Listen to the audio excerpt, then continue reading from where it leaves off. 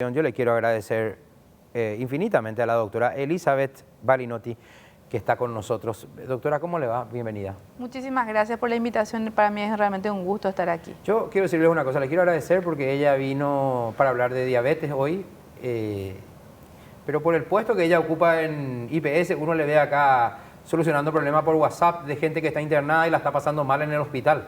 Por supuesto que en el hospital está la gente que está trabajando, hay médicos, están los licenciados, las licenciadas que están trabajando ahora, pero usted sabe cómo en el Paraguay todo el rato se le llama a la jefa, todo el tiempo se le escribe para solucionar problemas, a algún paciente que está grave. Le pido disculpas también a la gente a la que le sacamos a la doctora un ratito, porque de acá se va volando allá. Sí, así mismo. Bueno, doctora, qué grande la incidencia de la diabetes. Empecemos por ahí. ¿Cuál es la incidencia según los datos? Ya leímos en titulares hace unos días en los diarios. Pero realmente la prevalencia en Paraguay es 9,7% de la población adulta, es decir, 9,7 de cada 100 personas adultas en Paraguay. Posee diabetes. Tiene diabetes, vive con diabetes. Y este rango, esta prevalencia aumenta, digamos, por el rango superior a 60 años, llegamos a 20 de cada 100. Es decir, cuanto más envejece la población, más frecuente es la diabetes.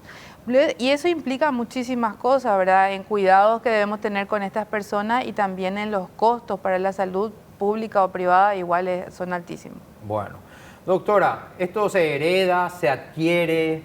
Todos tenemos en Paraguay una base genética, es decir, nosotros la etnia latina es una etnia muy susceptible a tener diabetes, pero hacemos todo lo posible para tener, ¿entendés? Diabetes. Nuestra población entre sobrepeso y obesidad, más del 60% de la población paraguaya tiene sobrepeso y obesidad y ese es un factor de riesgo desencadenante muy importante.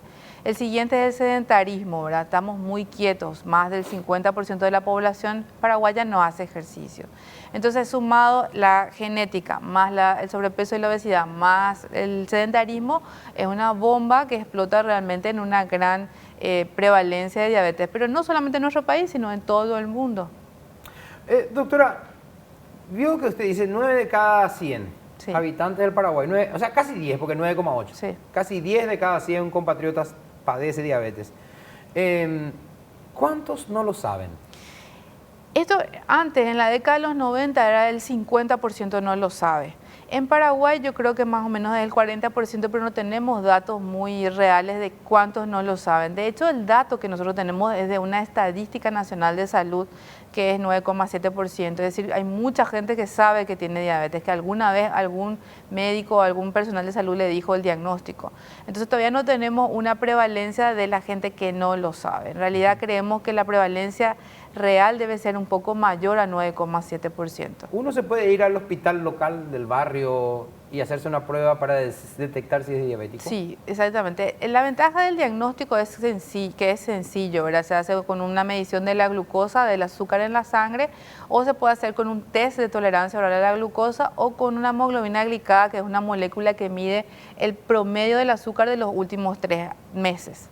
Entonces, ahí está estos son los mecanismos, digamos, de diagnóstico. Pero existen también los síntomas clásicos de mucha sed, mucha hambre, orinar mucho, estar muy cansado. Esos son síntomas clásicos de la diabetes, pero ya cuando la diabetes está descompensada. Está muy avanzada. Claro, entonces al principio del diagnóstico, al principio de la enfermedad no hay síntomas, ¿verdad? Pero sí los daños microvasculares ya pueden existir. ¿Y cuáles son esos daños?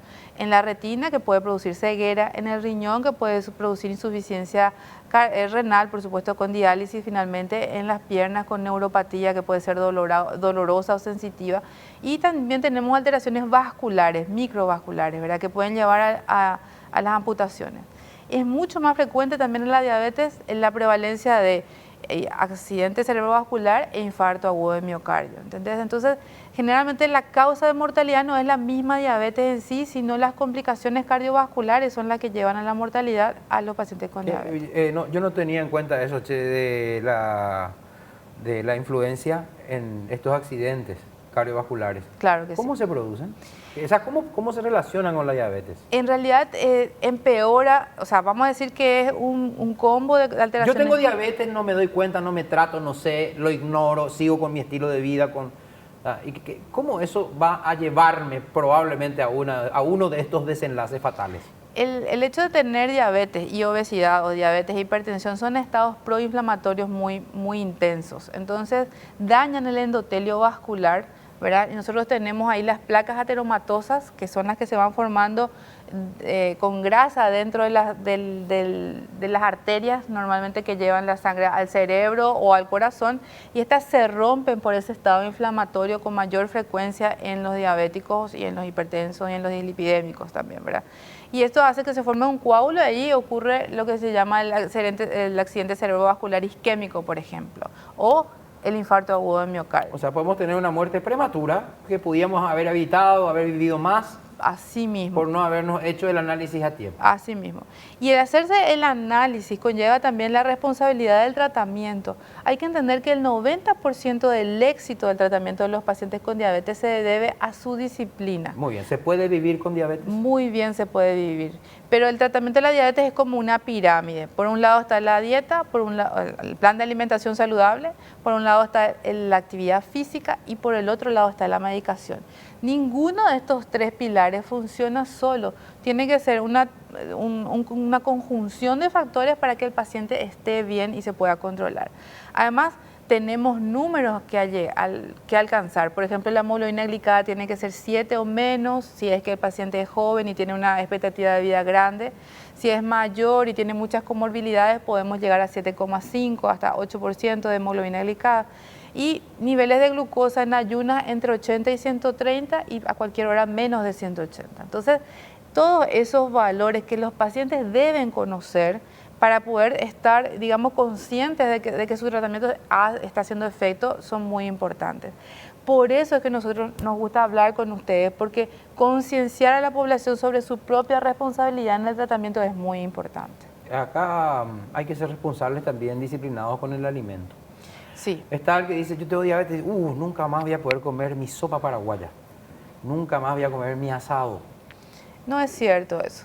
De verdad, los pacientes pueden comer asado. Lo que no podemos hacer es una mezcla infinita de asado, mandioca. 2 litros de cerveza. 2 litros de cerveza, sopa paraguaya, ensalada de papa y mbejú, ¿verdad? Podemos comer la carne con una porción importante de ensalada y agua, ¿verdad? El alcohol no entra dentro de ninguna dieta saludable así muy brutalmente, ¿verdad? Mucho menos la cerveza. Entonces, pero yo les digo que en una noche de festejo un diabético que está bien cuidado puede brindar. Puede brindar, puede tomar una copa de vino de vez en cuando, sin problema. Así mismo se puede, yo he visto eso. Sí, totalmente. Es bueno, o sea, nos da gusto saber que uno tiene una enfermedad, no nos mintamos, nos da gusto. No. Está bien, nos da gusto.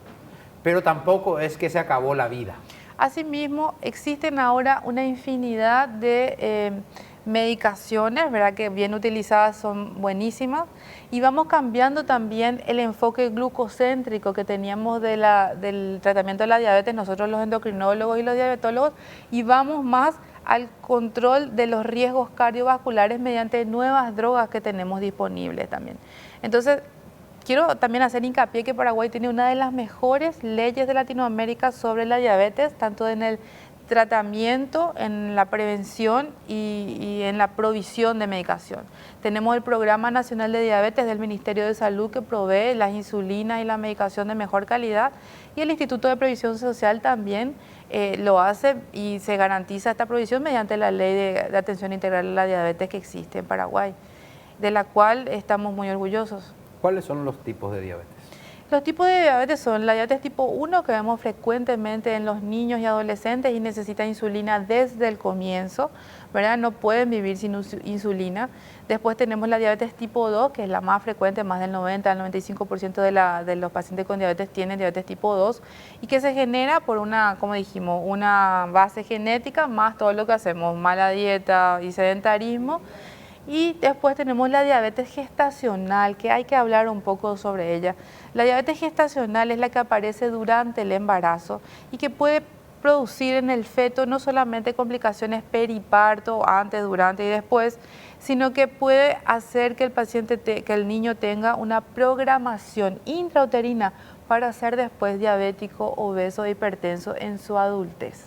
Entonces, el diagnóstico de la diabetes gestacional es fundamental y el tratamiento, por supuesto, para que ese bebé nazca sano y tenga un futuro metabólico saludable. Doctora, ¿los análisis están disponibles casi en cualquier hospital público? Sí, así mismo.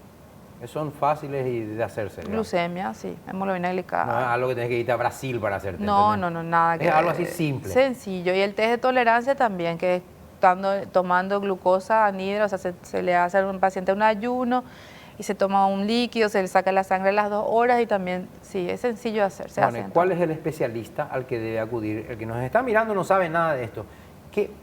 ¿Cuál es la especialidad médica por la que tiene que preguntar cuando se vaya al Hospital Barrio Obrero, al Hospital San Pablo, al IPS? Puede ir a un clínico o a un especialista en medicina familiar, que son los de la primera consulta, digamos, y esto le hacen un análisis y ahí se hace el diagnóstico, porque es sencillo el diagnóstico. Y ahí pasa el especialista. Y ahí sí es que es necesario, porque hay que entender que nosotros en Paraguay somos, creo que ahora ya 50 endocrinólogos y 125 nomás diabetólogos. O sea, en Paraguay, que tenemos una prevalencia muy alta, que viste, más de 800.000 personas tienen diabetes.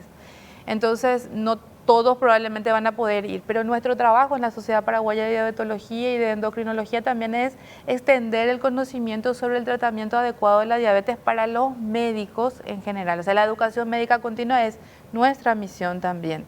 Entonces, hacemos más posible que se haga el diagnóstico y el buen tratamiento. Es muy importante que vayan al sistema de salud pública y si son asegurados del IPS, al IPS. ¿Por qué? Porque una vez que se haga el diagnóstico y si el diagnóstico indica aplicación de insulina u otro medicamento, al estar ahí inscriptos ya como pacientes de un médico tratante, podrán retirar el medicamento. Así mismo. Que cada mes se puede retirar insulina del Ministerio de Salud, cada mes se puede retirar insulina del Instituto de Previsión Social para los asegurados de manera gratuita. No es que estoy inventando, no es así. A mí me consta, yo he ido a retirar siempre para mis familiares míos que son asegurados, ¿verdad? O sea, para el que no vivió esta experiencia, tampoco asustarse, hay que pasar ese... No porque no veamos, porque cerremos los ojos, la enfermedad va a dejar de estar ahí. Así mismo. Y lo mejor es ir a hacer la consulta. Al hacer la consulta ingresamos al sistema. Al ingresar al sistema se nos indican medicamentos y se nos indican insulinas que podemos retirar gratuitamente en el caso de la insulina. Doctora, ¿algo que quiera decir que yo no le toqué, no le pregunté? Quiero decir, y este es un mensaje de la Sociedad Paraguaya de Diabetología, es que es importante que entendamos que la responsabilidad de la salud es personal e intransferible. No le podemos transferir a nadie las decisiones que nosotros tomamos sobre lo que comemos, sobre el ejercicio que hacemos. Y eso, yo creo que ese cambio paradigmático de pensamiento va a hacer que cambie mucho en nuestro país. Es decir, que cada uno es responsable de cómo va evolucionando a través de la vida y que la diabetes se puede prevenir en el 70% de los casos, la diabetes tipo 2. Y para eso la familia es fundamental. Doctora, fue usted muy amable. Muchísimas gracias, Pablo. Era la doctora Elizabeth Balinotti con nosotros hablando de diabetes, un tema que le afecta a muchísima gente, aunque no lo sepa, a muchísima gente. Esta es la media mañana, esto es ABC TV. Les invitamos a seguir acompañándonos, enseguida regresamos, tenemos mucho más para contarles.